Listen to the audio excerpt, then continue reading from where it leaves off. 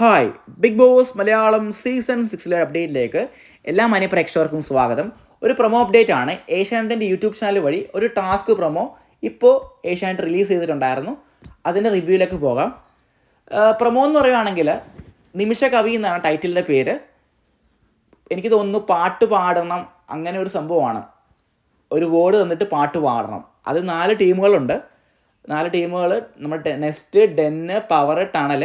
Task letter വായിക്കുന്ന ശ്രീരേഖയാണ്. എല്ലാവരും ഗാർഡൻ ഏരിയ വന്നിരിപ്പുണ്ട്. ഗാർഡൻ ഏരിയ 4 ടീമും വട്ടത്തിലിരിപ്പുണ്ട്.